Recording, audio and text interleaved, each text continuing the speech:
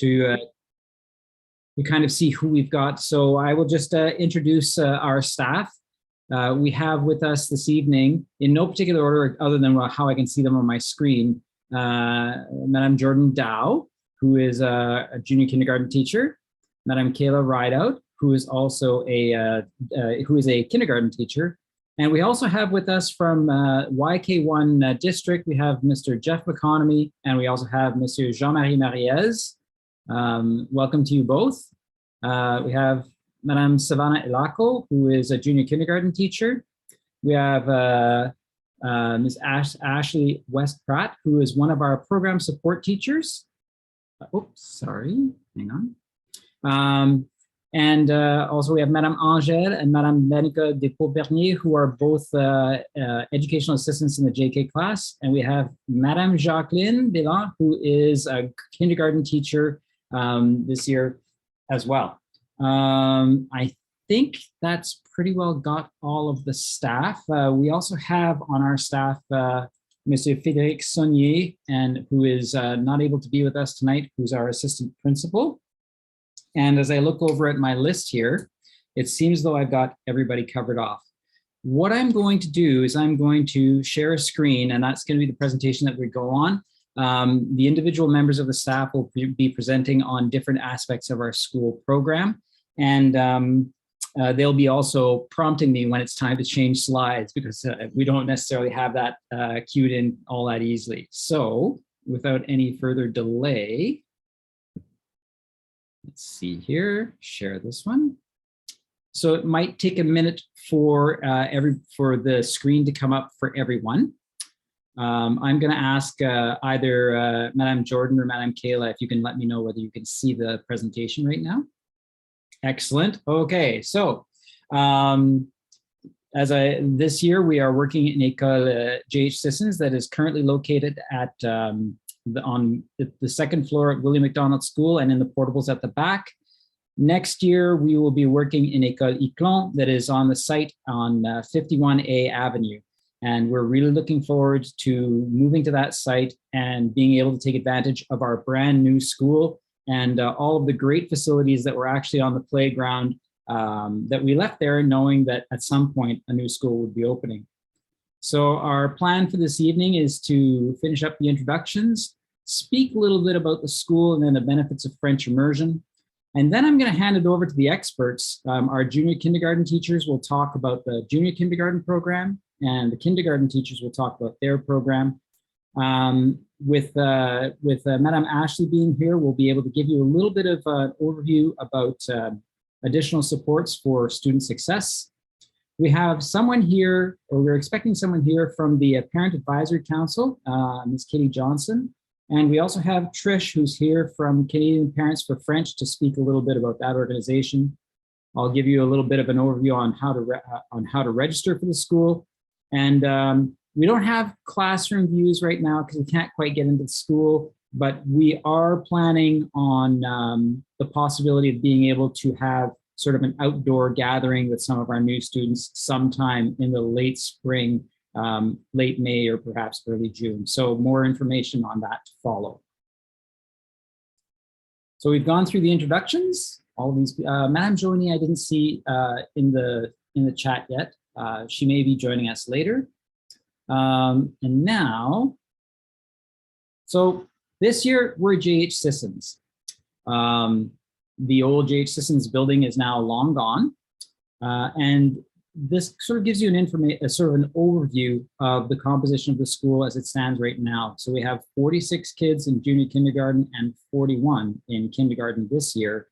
We have 7 students with us who are homeschooled. So our enrollment is a healthy 307 kids for this year. We do have the advantage of a counselor that is assigned to the school through the services of the NTH-SSA. At this point, she's not bilingual, but we are looking for someone to join the staff who is bilingual for next year. Indigenous learning and the Dene ways of knowing are built into our curriculum through and through. The school itself is unique in my experience as a French immersion educator because I've only ever worked in schools where it's been dual track, but this is 100% French. You walk into the building, you hear French. The students are speaking French in the hallways. They're speaking French in the classrooms. Informal conversations between each other or informal conversations between them and staff members are in French. And at the same time, starting in grade 3, they will get about 40 to 50 minutes of English per day, depending on the structure of the schedule. And we have dedicated music and PE specialists as well to sort of round out our program.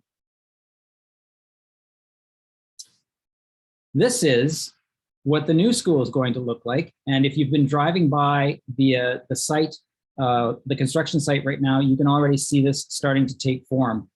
I wish I had pictures to show you, but I only have this architectural drawing and some outside pictures of the construction site that I hope to be able to share with people, not tonight, but later on as we get closer to school opening.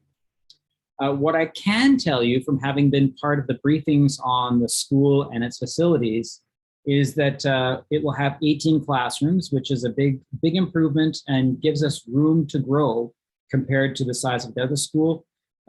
Just like the former school, it has 2 floors, but we will have a special makerspace or project room that is on the 2nd floor, and it's a place where students can go and engage in a variety of creative projects, whether it's related to art or perhaps some technology projects.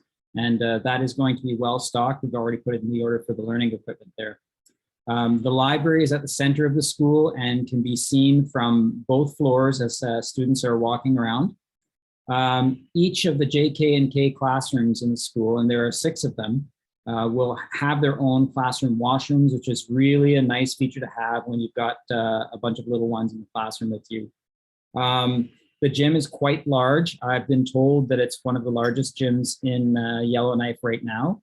And we will have a dedicated community kitchen space that also has special space for elders to join us and talk about preparing traditional foods. All of the playground equipment that was there for J.H. Sissons has remained in place and will be accessible to our new school when it finally opens. And it was a very generously stocked playground with a lot of different play structures and equipment, and that stuff is all there. Much like what we have this year, we will be running inquiry learning outdoors. We call it CEPA in French, but basically it's the opportunity for students to engage in real world learning, hands-on, sort of outside. So all of those features will be part of École Įtł'o next year. So in terms of French immersion, I think a lot of people who are here are either curious or have heard about it.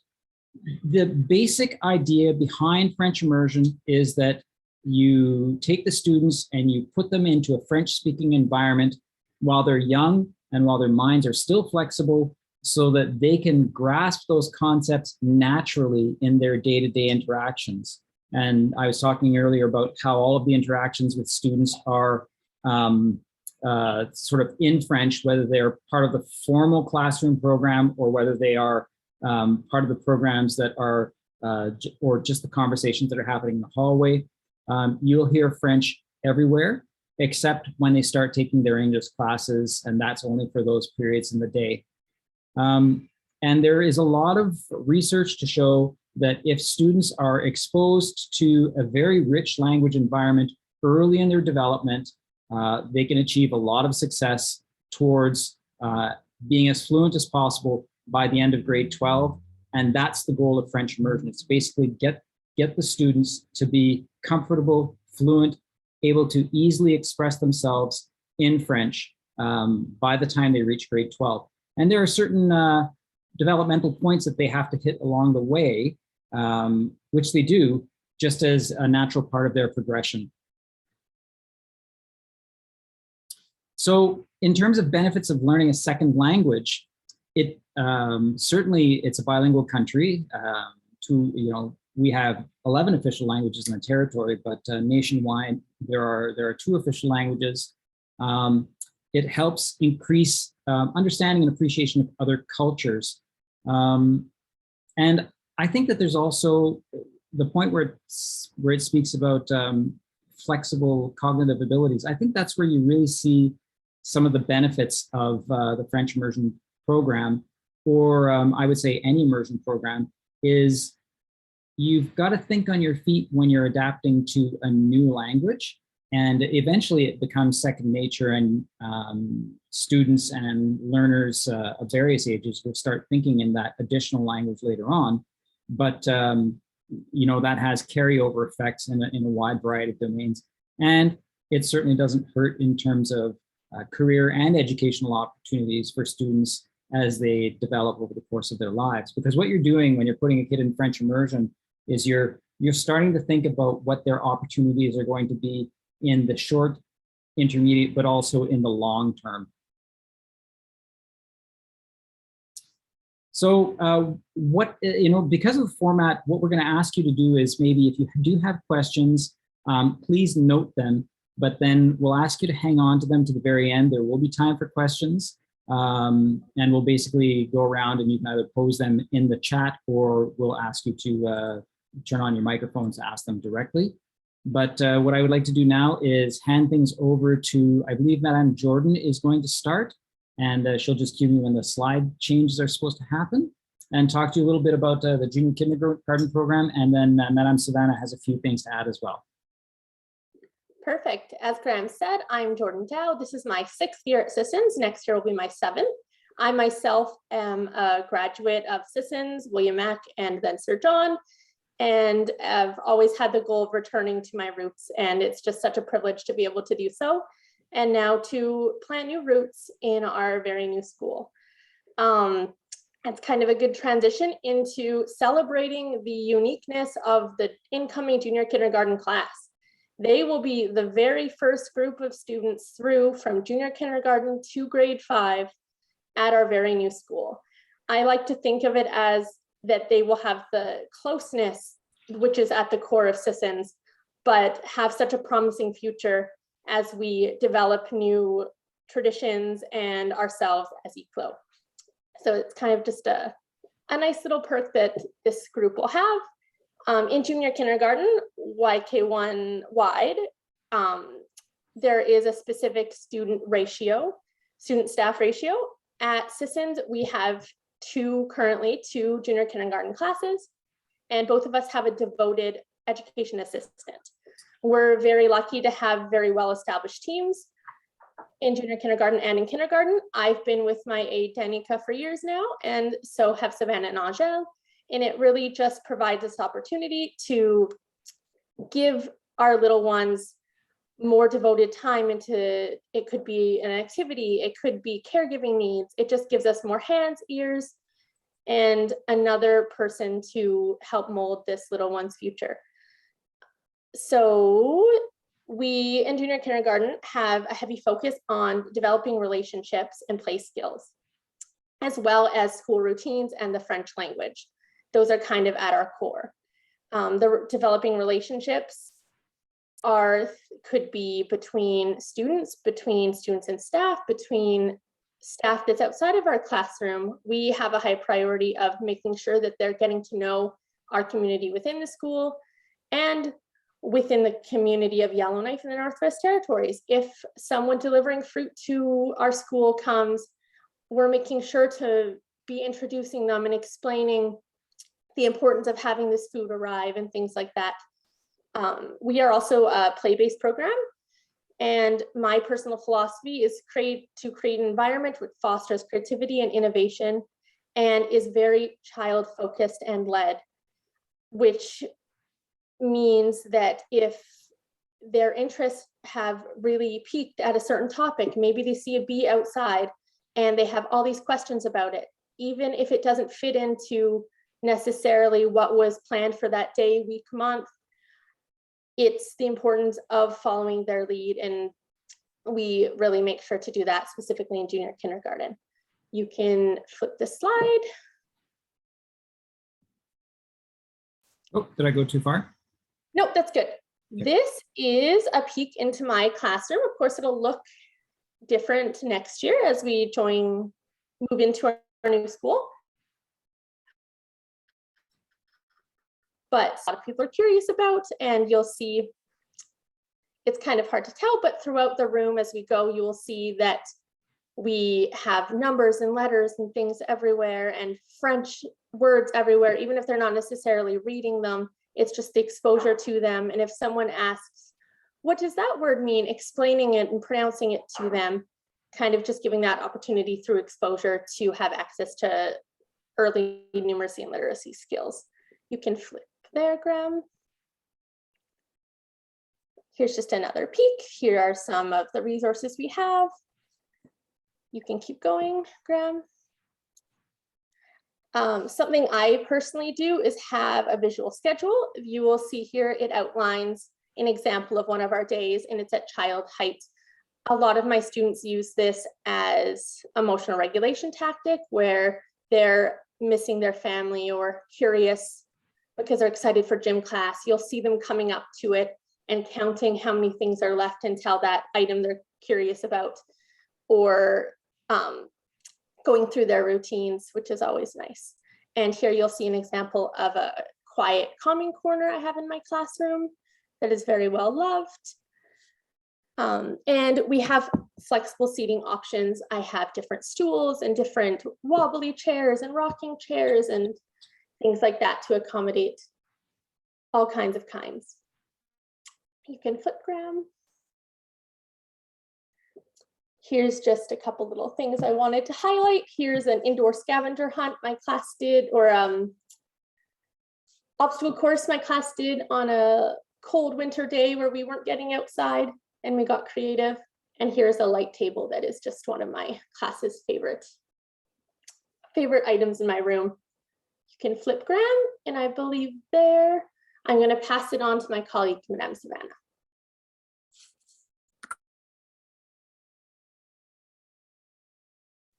I'm so sorry, I was speaking without my mute on. So here you're going to be looking at a few centers that are in my classroom. So the first one you're looking at is my kitchen center. During my healthy living unit, we made superheroes showcasing each superhero, and we cut out things in grocery flyers and we stuck them on together. And then the middle one is my library unit. I kind of wanted to have more of a very beachy, calm vibe. So we have little chairs and it's by the windows, it's very nice. And then on the right is my art center. And what I wanted that to feel like was like you're in a gallery. So everything is showcased that the children can reach. I put many different arts that from different countries, from different people around the world. Yellowknife itself, and I really like that. And they really like to see things and they recreate it themselves. Graham, you can change the slide. So a day in junior kindergarten. We have 8 periods right now, and the day consists of center, play, specialty classes, and this year that includes music class, gym class, and for a junior kindergarten right now, it would be an art class. We have snack and lunch. We have 2 snacks a day, and we have a lunch period as well. We have 3 recesses a day. 2 of them are 15 minutes, and the one in the middle is 30 minutes. We have a relaxed time, and we have craft, free play, and circle time.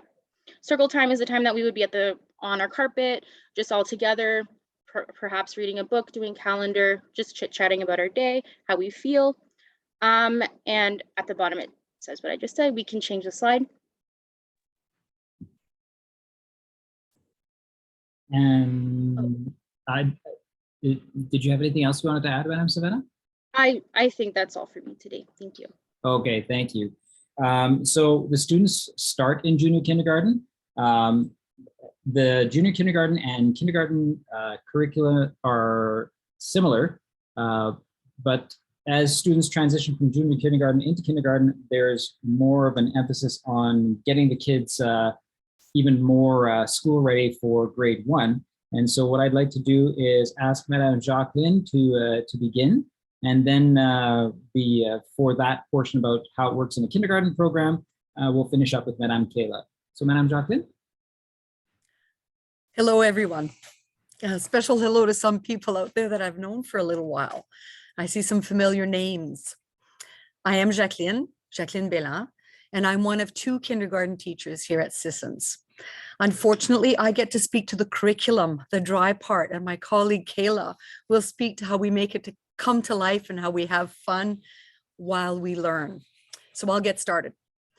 As many of you already know, junior kindergarten and kindergarten are mandated to follow the same curriculum.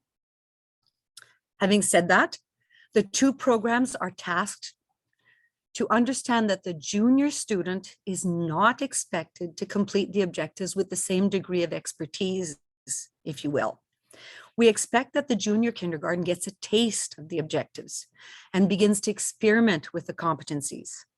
The other side of that is we expect to see more refinement and achievement with those competencies with our older students in kindergarten.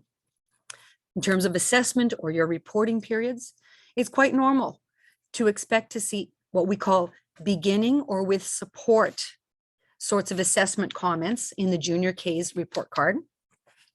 And mostly in the kindergarten report card, we see mostly on own and independently at the end of the year, of course, which is later for kindergarten. The actual curriculum program is divided into 4 sections and then further divided into 11 competencies.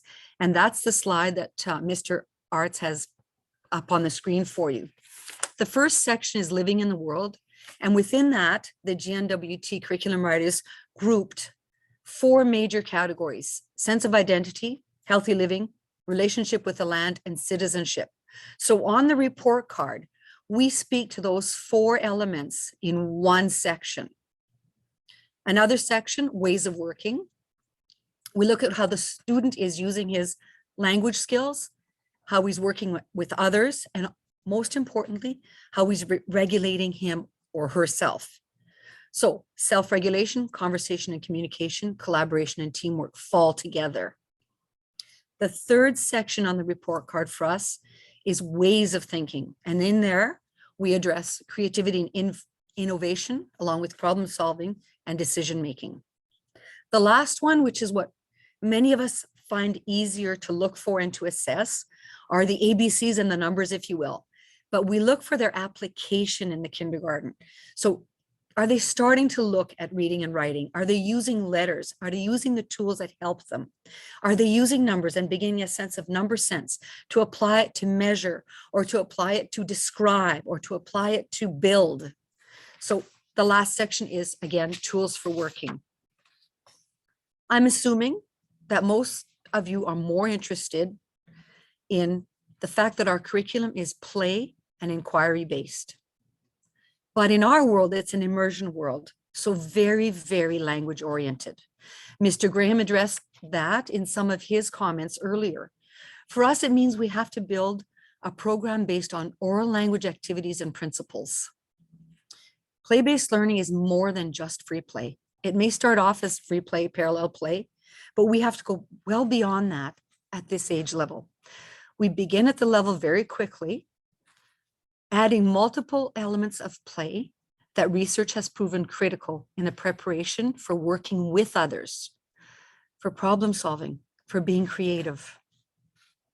To meet those ends, the teaching team creates units, activities, lessons, experiences that start off heavily loaded with vocabulary. And the play blossoms from our provocations or experiments and questions together initially. Because we're dealing, as we said, in an immersion world, our inquiry-based learning looks somewhat different than what you might have seen or experienced in a first language setting. At the very beginning of our year, our students are often very shy or reluctant to ask questions.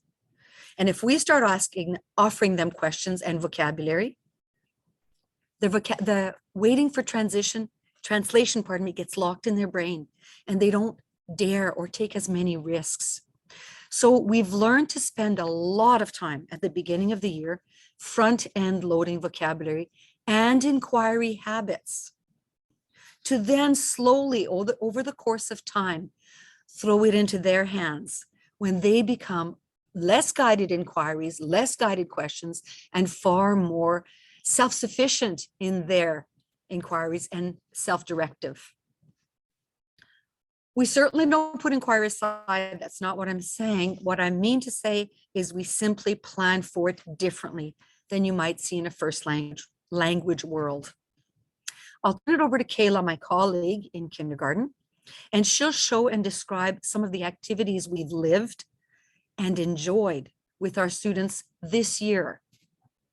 Pay special attention to the very last slide, as that shows how our day today was spent in kindergarten. As one student shouted very loudly, "Best day ever." So Kayla. Good evening, everyone. As Jacqueline said, my name is Kayla. I had the pleasure of working with Jacqueline for it's my third year now. Online, pandemic, in the classroom, the whole 9 yards. So it's nice to have her back in the classroom with me. I think you did a lovely job delivering the dry topics, Jacqueline. You did very well. Good job. I'll now present the juicy material, as you say, as you call it. So Graham, you can flip this slide. Perfect. Okay, so this is just an example of a literacy and fine motor. As Jacqueline said, we build activities and experiences that are heavily loaded with vocabulary and play. One such example is the collection of activities we designed to learn the 2 words for before and after. Initially, we explored manipulatives, which you'll see on the next slide, and the students had to work together to figure out matching sets. So milk might come from a cow. So before it was a cow, when it comes out, it's the milk. First you have oranges, after you have orange juice. From there, we explored a beautiful text that revisits the same notion with a different collection of ideas as well as objects. So the book that you see there, Avant Après, that's the one that we use. And to add the fun of the unit we were into, we spent 2 days building craft assignments of snowman. So one that is standing tall, and the next is the one that is melted. So before and after your snowman. Before your snowman will probably last 5 months in Yellowknife, and after, meaning in June. So through this discovery, vocabulary and manipulative activities, we were able to continue our winter unit while also learning the concept of before and after. And we added the component of fine motor skills practiced through crafts. We will also revisit this topic multiple times throughout the year. And the more we do it, the more they catch on of, oh, that vocab, I know that already. So we do it in snow, and then we do it in our fish unit, which we're, no spoiler alerts, you'll see. Graham, you can change the slide. Perfect. So this is the manipulative box that I was talking about. So you have the potato and then the chip, and so we set them all on the floor, and as a group we decided, or the kids decided, that these 2 go together, and then they would verbalize why. They have to say why they go together. Graham, you can change the slide again. Perfect. So again, one of the main ways we explore concepts such as alphabet and numbers is through learning through centers of play. So here you have some examples of what structured centers would look like. So these centers include a variety of types of play, including fine motor play, collaborative play, playful learning, and learning games for social negotiation and risk taking. And as you see on this slide right here, we were working on patterns. So the students were working on creating their own pattern, creating and naming the pattern. Can they continue the pattern? And different ways. They could be doing it with bingo dabbers, the light table with their cubes, beads. So it really works on that fine motor. So you really get 2 birds with 1 stone in most centers. Graham, you can change the slide again. Perfect. So this might not be very clear to some people what's going on, but this is our curriculum speaks loudly to inquiry, problem solving, creatively while cooperating with others, which is really big. Sometimes we throw in interesting learning challenges to highlight these outcomes. So for instance, what you're looking at is our Valentine's challenge. So students had to build a friendship bridge. And as you can see, they had to work together to decide and record a plan of action first, then execute that plan. So that took a lot of time because, we all have different ideas, and to come together and plan one, it's really rewarding. Finally, everyone tested their bridges to see who had the strongest bridge. And if you look closely, there are elements of numeracy, literacy, problem solving, communication, teamwork, and creativity. And evident, this is one very challenging task for 5-year-olds. And these are all elements that Jacqueline has mentioned that cover our curriculum. So really good bang for your buck in activities like this. Unfortunately, we can only show you pictures of the activities and not the excitement that the students had while testing the bridge and counting how many cubes our bridges can hold. And Graham, you can change the slides. And Graham, you can probably just slide through them as I speak, because this is only going to be a 2-sentence blurb. But today we get to start our fish unit with a very special guest. So Jacqueline had a lake trout and I had a whitefish, and it was super fun. We spent the day dissecting a fish to provoke questions and to revisit the vocabulary of the body parts. Throughout the next 3 weeks, we're going to promise they're going to be full of learning. And the fish is just one of many dedicated topics that we explore here in kindergarten. So this is what Jacqueline was saying, that the students were running out today. This was the best day ever. It was very stinky. It was the most smelliest day ever. And we stunk up the portables. And I apologize, junior kindergarten, but we had so much fun and they did too. So that's all that really matters. And that's it for me, Graham. Thank you very much. We also have with us today, Madam Ashley, who's one of our program support teachers. And what I would like to do is just turn it over to her so she can talk about additional supports that we have for students. Hi, so like Graham said, my name is Ashley. We have 2 program, can you switch back to the last one? This year we have on our program support team, we have 2 program support teachers as well as 4 educational assistants. So 2 of those educational assistants are full-time in the JK classrooms, and then the other 2 are circulated based on needs. You can switch to the next one, please. So the role of the program support teachers is to really ensure that the needs of all students in the school are being met. Go ahead to the next one. So what does this look like? So this might look like helping teachers to develop strategies for self-regulation within their classroom, making sure that students are calm and alert, ready to learn. So the 2 photos that you can see, there's another calming station that's been set up in one of the classrooms, as well as a toolbox that one of the classes is using. And there's a variety of tools that have been implemented so the kids learn how to use them, what they're for, when they might need to calm down, what's happening with their brain, and how they can get ready to learn again. Go ahead to the next slides. Another thing that the program support team might do is observe students in the classrooms or conference with teachers about different needs of students and see what tools they might need. So that could be anything from assisted pencil grips to, we currently have a sensory circuit in both the portables and the main building that students can use. So really looking at the individual needs of the students as well as the groups to see what tools and strategies need to be put in place so that all students can have success at school. Next slide, please.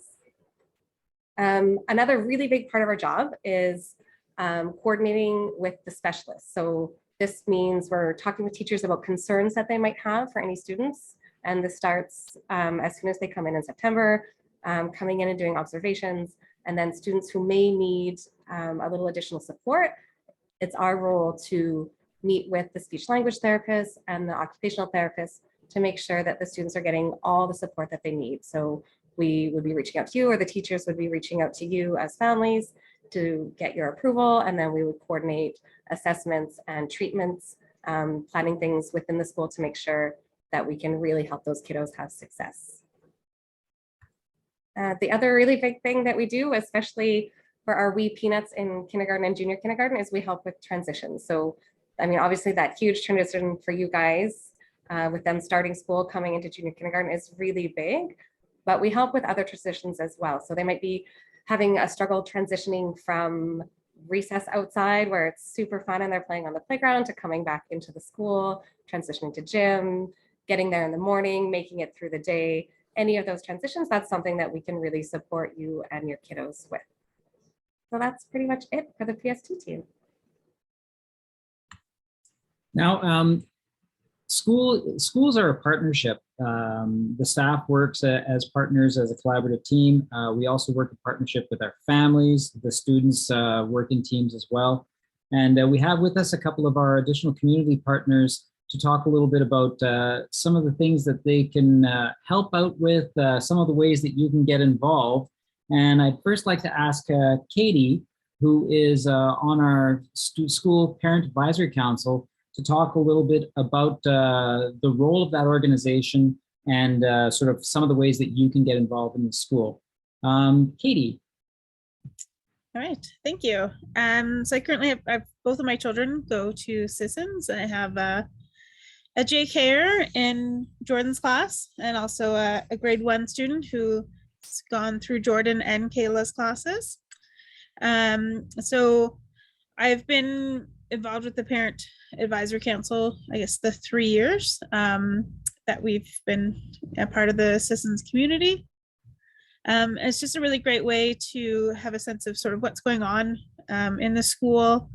With the monthly meetings, Graham gives us great updates on different special events that are coming up, as well as hearing about some of the more day-to-day things that happen in the school, which is really great to have. And then the Parent Advisory Council is also really involved in helping sort of support the school programs in different ways. So helping with fundraising to then purchase equipment like the wall tents at the school or different pieces of equipment that are used for recreation programs. Doing things like treats for teachers. So trying to show in a small way how much we appreciate all of the teachers by providing treats at different points through the year. As well as Parent Advisory Council organizes hot lunch days, which as a parent is the best. You don't have to make lunch every once in a while, which is pretty great. And yeah, also with the Parent Advisory Council, we usually organize the plant sale, which Sissons is famous for. So that's also a good thing to be in the know of as well. And yeah, it's just a once a month meeting. Used to be in person, right now we're still meeting over Zoom for them. And it's a great way to stay connected with the school and know what's happening. Now, Katie, you've been involved with the school, both in PAC and just as a parent for the past couple of years. I think we'd spoken before. Do you feel comfortable talking about your experience as a parent over those 3 years? Yeah, sure. Both of my children, like I said, go to Sissons. And my youngest child is autistic, and we had a lot of concerns with how the transition to school was going to go, the transition to French immersion. But with our daughter having already gone there, we knew that the Sissons team was great. And oh, I'm given some art here. And so, oh, Sydney, I'm talking just now. Yeah, a lot of our concerns Graham and the team addressed early on in the year when we began with Eddie being there. And as well, one of the community speech language pathologists, when I was concerned about, registering him in French immersion, she gave me some great advice, which was just to not worry about what was going to happen down the road, but to start him in this very supportive environment, and keep in mind that it is only, I don't want to discredit junior kindergarten, but it is, a small fracture of time. So if it wasn't a good fit, we knew that it wasn't going to be a big deal, but it has been a great fit. And just very appreciative of the team there. Well, thanks very much, Katie. We appreciate you sharing that with us. We also have with us this evening Trish from CPF for the NWT and for Alberta to talk a little bit about how another way that you can get involved, but also support programs that advocate and promote the use of French in our schools. So Trish, I'll turn things over to you. Welcome. Nice to meet you. Wonderful. Thanks so much, Graham, for having us here tonight. I'm wondering if it's possible to allow me to share a short video. I'm not sure about bandwidth here. I know that mine is kind of flaky right now. If it's possible, I think we should probably forego that for now. I've had a few unstable connection warnings already. No worries. I completely understand. I have 2 teenagers myself, so after hours, we all have to share. So, like Graham said, my name is Trish Rodvoldson, and I've been involved with Canadian Parents for French for quite a long time. Currently, right now, I work for CPF Northwest Territories and Alberta, coordinating some of the programs, also working with local chapters in our communities. And really what we do is we are a national organization that supports French second language learning for young Canadians. We're membership based. We have over 40,000 members throughout Canada. We're in every province. And myself, I was just like many of you, I was a parent with the choice of, do I want to put my kids in French immersion? And I had a lot of apprehensions because at that time, my French consisted of core French. And I was very worried about how I, as a parent, was going to support my kids and help them with their homework and do all of those things an eager parent really wants to do. And that's really where I got involved with CPF. And initially it was as a volunteer, and learned a lot of what CPF has to offer. And that is, like I said, I have 2 kids one graduating grade 12 this year, and another one graduating next year. So they started in French immersion in grade 1. And the supports that Canadian Parents for French has provided has been tremendous help. So some of the things that we do is activities outside of the classroom. So we like to get the kids speaking French outside of the classroom.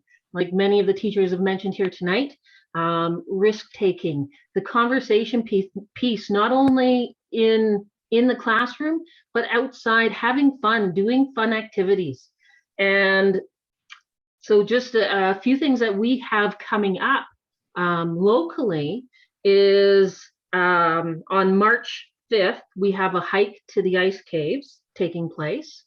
And that's with hot chocolate and snacks. And so it's a great way to connect with other families in your French immersion community as well. We also supply resources. And one of the things that we have starting right away, and I'm going to put in the chat some links for you guys, for you to check out, because February 28th, we are starting a French for Parents course virtually, and it's level 1, so very beginner. And we use a very lovely lady out of Calgary. She's from France, but she is the facilitator for this. And all of these activities are free for members. And as I mentioned, we're a membership organization. Membership is, for a family, $25 a year, $60 for 3 years. That hasn't changed since I've been involved many years ago. And really, membership supports so much of what we do. It weighs heavily when we're applying for funding to help support all the activities that we provide. So I will link our website for you in the chat, so you can check out some of those things. Another thing we have coming up for Northwest Territories is a French Family Fun Day. And we do these in person. We love to do these in person, but we've had to, like everything else, shift to virtual for many things. And so on March 12th, we'll have a French Family Fun Day. What that means is we'll be providing workshops and sessions online for kids and families to join in on. That's we have Chef École to do some baking. We have yoga, Zumba, and we're working right now on getting a pre-recorded video with, I believe it's the Ice Kings.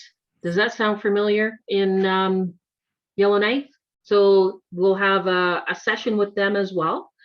And it's just really fun to connect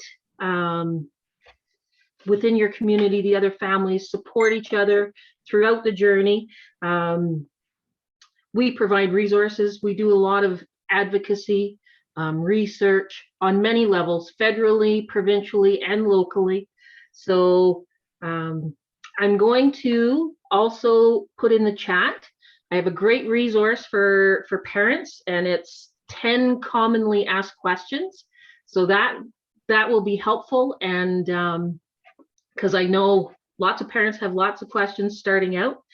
And I'll also put a contact email for you if you'd like to get in touch with us. We're very happy to reach out and provide any supports that we can throughout your French immersion journey. So thank you again for having us here, Graham. You know, myself, being a part of Canadian Parents for French, well, now I work for them, but volunteering initially when my kids started out was so helpful and beneficial for a lot of resources. So don't be afraid to reach out to us. Well, thanks very much, Trish. And I think you touched on some very important points. French immersion is designed to be an additional language. I think early on in its inception back in 1965, it was intended to be a second language, but now we know that for many of our students, it might be a third or fourth language that they are coming into the school and learning. And all families who put their kids into French immersion, it's the exception that there's a fluent French speaker in the household. These are usually second language families. And so your experience of wondering how the kids are going to do is actually very, very common. And how they do just fine, because they have to build those networks and those strategies on their own to learn how to basically advocate for themselves, which I think is actually a strength over the long term. When they get to high school, and you know, many of us, myself included, would have struggled with helping the kids with their high school homework in French and maybe math or something like that. Well, they've already built those support networks, and they can just reach out to their friends that they've known for a while, and they get it done. So they're very competent, self-empowered students, and they develop that over time by virtue of the environment that they find themselves in. So another partner that we have is the YWCA here in Yellowknife, and after school care starts at the end of the school day. Right now, our school day ends at 3:20. After school care starts right away afterwards, so the students are never left unsupervised from the moment the school program ends until the moment that you pick them up at the end of their after school time. I have put the link here. I will also be posting a summary to our website of the important links that come up from the chat. Oh, sorry, that's my daughter, and she knows that I'm doing a presentation, but she seems to ignore that. So we will be posting some of these links so that you can have a quick and easy reference, in addition to posting this video. And again, the link to the video we will post on the website so that you can track it down afterwards.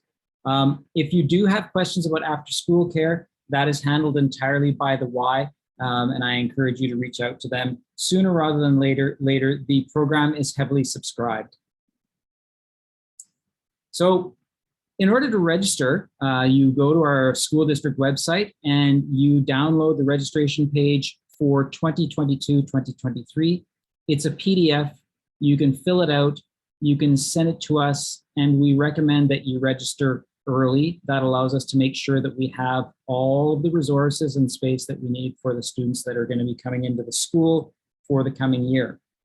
Now, as I said before, and again, if you're not getting this link down, don't worry, this will be posted to our website. I don't know that I'll do it tonight. It's more likely that they'll be online by tomorrow. Now, as I said before, normally when we would bring parents and prospective students into the school, we would take them around to let them have a look at the school. We are all very eager to see École Įtł'o on the inside. None of us have had a chance to have an on-site visit yet. I don't think the school is quite ready on the inside for that at this point.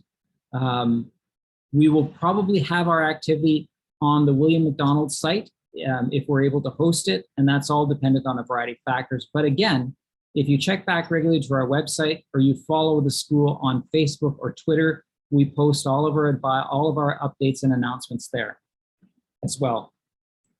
And with that, we are now at the point where we have some time for questions. I'm just going to bring up the chat. And I see that there are the posts there from Trish. Thank you very much. And I'm not sure if we have the raise your hand feature here. No. What I'm going to ask you to do is, if you have questions that you would like to ask, to please put them into the chat. I will read them out for people who have a hard time being able to read the chat on the screen, and then I will answer them. So, questions?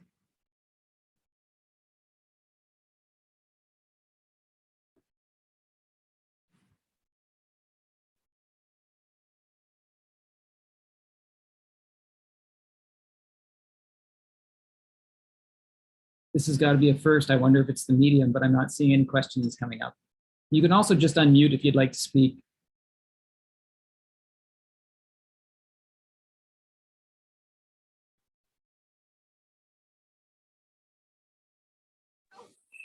Hello, thank you. I'd love to ask a question. Sure, go for it. Thank you so much to everybody for all the information. This has been fantastic. My son is 4. He's going to be 5 in November. So I know this is probably, he normally would have attended pre-K at 3, but he wasn't potty trained. So I'm wondering now, would I put him into junior kindergarten, or would I put him into kindergarten? What would be beneficial? Like, what would be the most beneficial? And I know it's a very personal decision, but still, like, I'm wondering from everybody's perspective, what would maybe be the best? Is there any suggestions for us? Thank you. For myself, I do think that that's a personal family decision. If I understand correctly, your child is going to turn 5 in November. And so normally what we would do is we would register them with their same age peers and give them an opportunity to learn and thrive. You have to remember that in junior kindergarten, some of the students have not yet turned 4 by the time school starts, and they turn 4 over the course of the time between September to December. And students grow and develop at different rates. We have a wide variety of students learning in different ways, showing their learning in different ways. And I personally, as an educator, would lean more towards registering them in kindergarten. And what I would do is I would also ask if any members of the team here at the school have anything that they would like to add.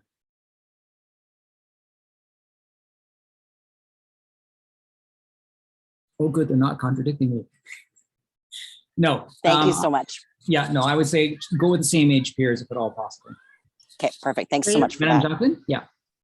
Yeah, I would just like to add that, it's important to remember that pre-kindergarten did not exist, and kids jumped into kindergarten and did very well, and it's quite normal. And every year there's always a little group. It's not a big group anymore because pre-K is now funded by our government. But prior to that, most people didn't do pre-K and they were just fine, and they learned to read and write and did well. And even now there's always a little group that has not done pre-K and they do well. So, it's important to keep that in mind and not worry so much about, oh, well, he missed pre-K or she missed pre-K. Sometimes that's just the way it is, and it's fine. It's okay. Now, thank you so much for that. With the people might be wondering about how schools have been operating over the past couple of years. But what I can say is that the environment that your kids are going into in École is very rich. We have some very dedicated and competent people who are well-versed in helping students with a variety of experiences achieve success at school. So I'm seeing that there's another message here in the chat. Let's see here. So a question about air quality testing conducted for VOCs before students attend class. I can't actually answer that question directly. What I do know, so it's basically a question about will there be air quality testing before the school opens? what I do know is that the team at infrastructure is working very, very closely with ECE to make sure that the school is fully compliant with all of the necessary regulations, not just as an educational institution, but also as a fully certified building. So I can't speak about any particular test, but I do know that that work is progressing apace, and that we expect to be opening in Įtł'o for late August, the late August first week of school.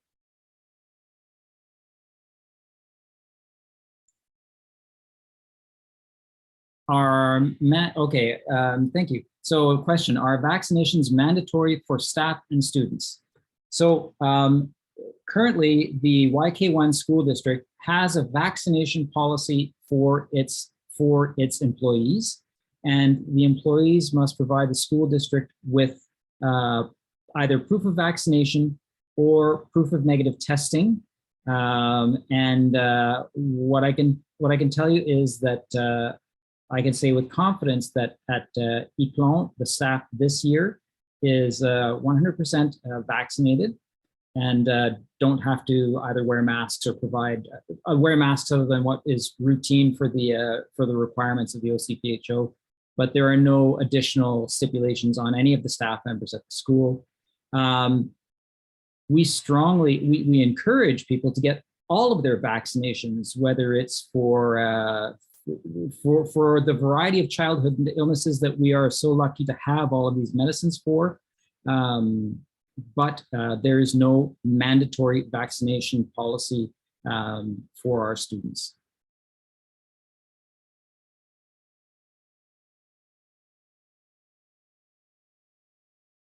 Okay, if you have a question, you can either ask it in chat or you can simply light up your microphone. And if two light up at once, then we'll take turns. One other question, do kids currently have to wear masks?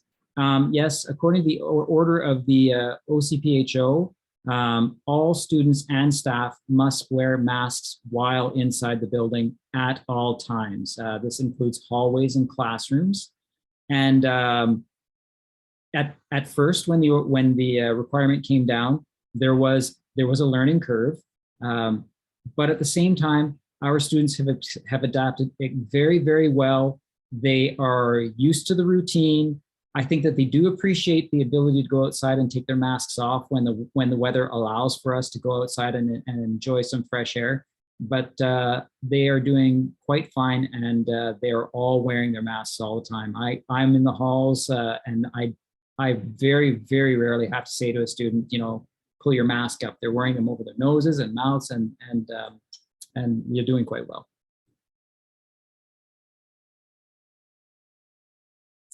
Any other questions?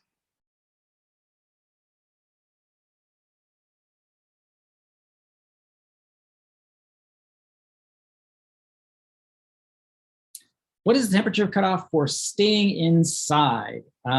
So the YK1 has an administrative procedure that says that at -30, students must stay inside. It also stipulates that they may stay inside if the temperature is above -30, but the conditions still warrant keeping the kids inside for their own good. One, very clear example is it's 15 degrees outside, but it's really raining super hard and the kids are going to get soaked. We would keep them inside. So we look at generally a combination of either temperature and wind chill when we get close to the -30 mark. And at that point, if we get to that magic number, the students are kept inside. Now, when we send them outside at say -28, the staff all make sure that the students are well dressed and protected from the wind, because it can still be quite biting, as we all know. So a question about whether or not their masks will be mandatory next school year.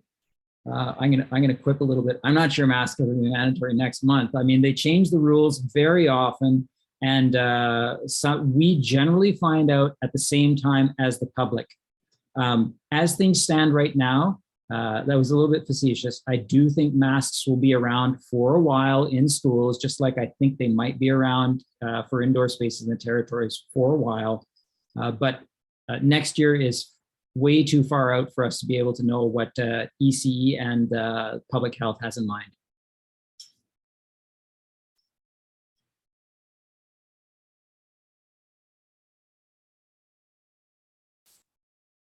I see now that the time, according to my clock here, is at 8:02. I'm going to give one last opportunity if people have any questions. And if not, we will quickly wrap up, and that'll be it for this evening.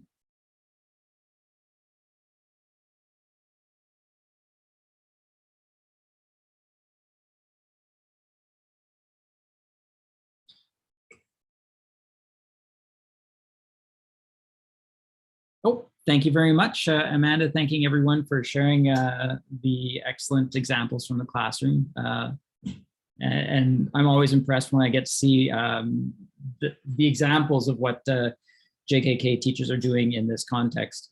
So please remember that we will be posting the links from tonight's chat and the link to the video on our website tomorrow. If you don't check our website out directly, you can also follow us on Facebook, the official GH Sissons School page, or you can also follow us on Twitter. So thank you very much. I'd like to extend a special thank you to Mr. Mariez and Mr. McConomy for joining us, but also to the teachers and EAs and Madam Ashley, our PST. You did a wonderful job tonight, and thank you very much for representing our school so well. Good evening, everybody. Thanks very much. Enjoy. We look forward to having your kids next year.